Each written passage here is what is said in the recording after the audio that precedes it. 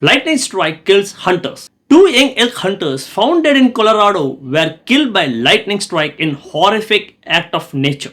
Two 25-year-old men who went missing during an elk hunting trip in Colorado wilderness were tragically found dead last week. Authorities have now confirmed that both were killed instantly by a lightning strike. Now let's explore this story in depth on today's AI podcast. Welcome to the deep dive. Today we're looking into, a really tragic event. It challenges something pretty fundamental for anyone who spends time outdoors, this idea that if you're prepared, you're protected. Yeah, it's a tough one. We're diving into the official reports about the deaths of Andrew Porter and Ian Stasko, both 25, experienced guys. Experienced outdoorsmen killed by what the reports confirm was a lightning strike in Colorado. Our sources are primarily the confirmations from authorities in Conejos County. They were elk hunting near the Rio de los Pinos trailhead. Skilled people in that environment. Right. And yet, they encountered something that acted with just shocking speed and finality. So our mission today isn't just about the sadness of it, which is immense. Okay. It's about trying to pull out the sort of cold facts, the science around the speed, the limits of what survival knowledge can actually do, and what the evidence tells us about nature's power, or maybe the lack of evidence. And that speed you mentioned. Yeah. The immediacy. That seems to be the absolute core of this, It doesn't it? really does. Okay, but before we get deep into that, let's just set the scene. The initial facts. Andrew Porter from North Carolina, Ian Stasko from Utah, they went missing. They failed to return from their trip. Their last contact was September 11th. Okay. You can only imagine how things escalated over the next few days. They were expected back, and then just silence. Mm-hmm. There was one piece of, initially hopeful information. Porter had used a satellite device to send his location to his fiancée, Bridget Murphy. Okay. So that's a key piece of preparation right there. Exactly. A modern tool. But, kind of ironically, it helped locate them after the fact, not prevent the tragedy. And that detail, the satellite device, it really underscores that they were prepared in many ways using the right gear. Absolutely. But then this must have been where the worry really ramped up. The signal eventually pinged, but it was near Porter's car at the trailhead. So close. Tantalizingly close. They were almost back. Almost out of the backcountry. Yeah. That must have just made the waiting unbearable. Yeah, it creates this awful, drawn-out sense of, where are they? They're right there. So when they didn't show up, a big search was launched. Multi-way, right? Ground and air. Intensive, ground crews, helicopters, the whole thing. Yeah. It shows you how seriously it was taken right away. This wasn't just a let's wait and see. And that went on for a whole week. Uh-huh. A long, agonizing time for everyone involved. Until Thursday morning, around 11 a.m., they were found under a tree. Under a tree. We also saw that Porter's aunt, Lynn Runkle, had voiced concerns earlier. She specifically mentioned worrying about fast-moving mountain storms. Yes, and that specific fear, that anxiety about how quickly mountain weather can turn, it was tragically spot on. Devastating. And that finding shifts the focus, doesn't it? From missing persons to understanding the physics of what happened. Precisely. Because the Conejos County coroner, Richard Martin, his official findings really define this whole event. What did he say? He confirmed they died instantaneously, struck by lightning. Instantaneously. Yeah, dude. I keep thinking about the way the coroner described it. It wasn't technical jargon. No, it was very direct, almost visceral. He was trying to convey the absolute finality, I think. Maybe the lack of suffering. What was the quote? He said that kind of death is just instant. It's like you're alive and now you're not. Just that quick. Split second. Wow. A split second. It's about that. Zero warning. Zero time to react. It's an electrical event moving essentially at the speed of light. It just bypasses everything instantly. Okay, so here's the really confusing part, the paradox we need to unpack. Because you hear lightning strike and you expect, major trauma, right? You picture significant damage, scorched earth, severe burns, visible signs of massive energy. But the report said the opposite. Exactly the opposite. That's maybe the most critical insight here. The bodies were found with only slight burns. Slight burns? Yeah. After an instantaneous fatal lightning strike. Yeah.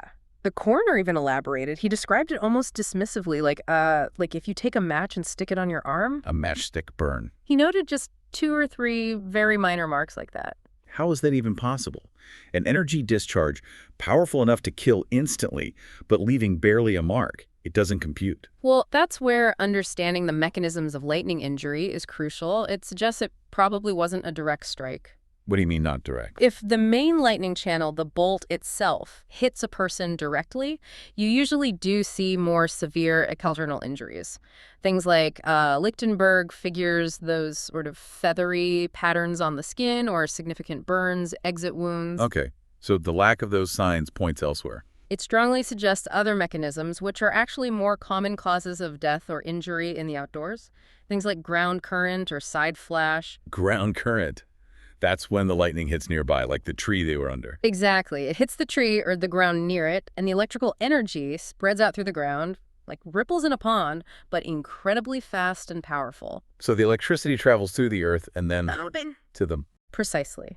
It enters the body at one point, often the feet, travels through the vital internal organs, the heart, the nervous system, causing immediate cardiac arrest or neurological shutdown, and then exits at another point. Ah, so the damage is primarily internal. Yes. The internal path explains the instant lethality, but because the main current isn't flowing over the skin for a prolonged period, the external burns can be minimal, just those small entry or exit points. Like the matchstick burns the coroner described. Potentially, yes. It's an internal catastrophe with very subtle outward signs, silent, instant.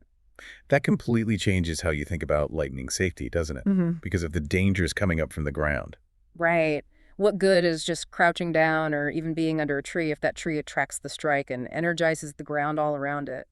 Conventional wisdom about shelter starts to look shaky. And those slight burns were the main physical evidence. Preliminarily, yes.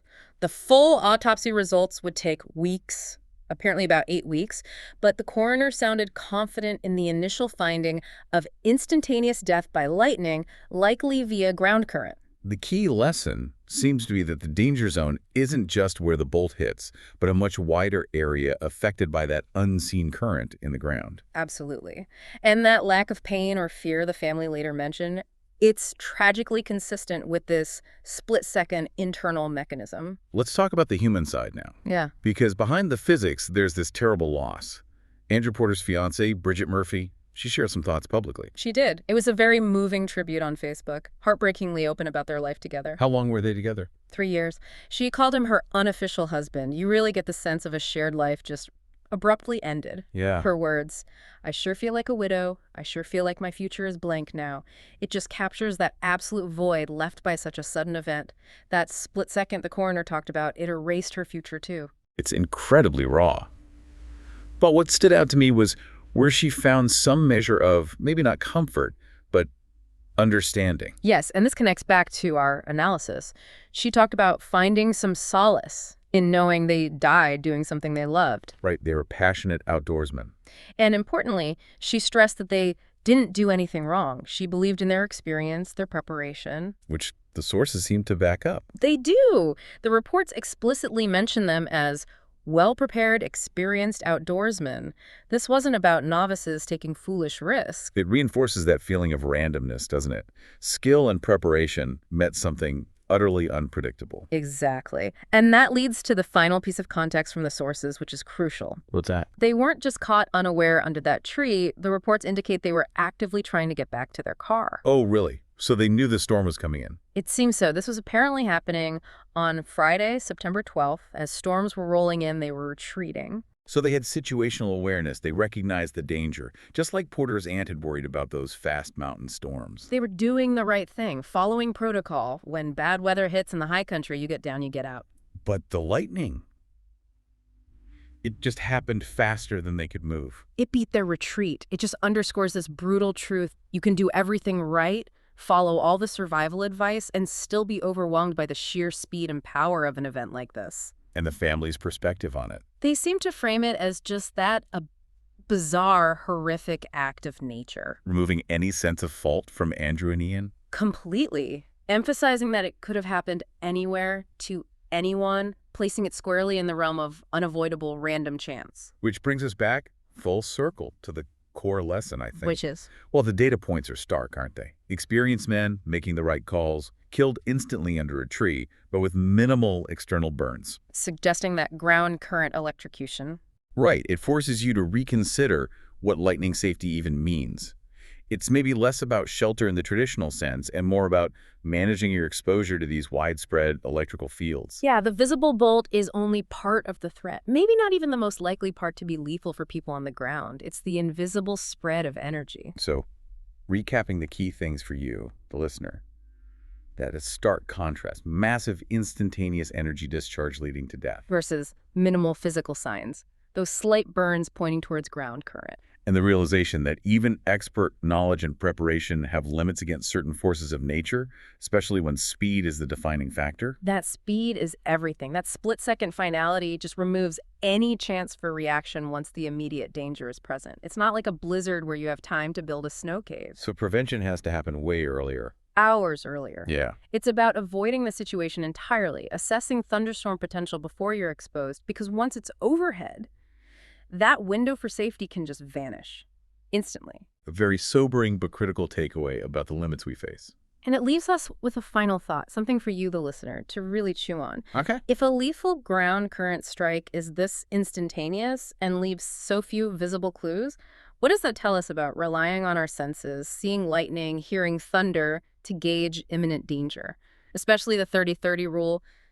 Count the seconds. That seems almost irrelevant here. If death is instant on the first nearby strike.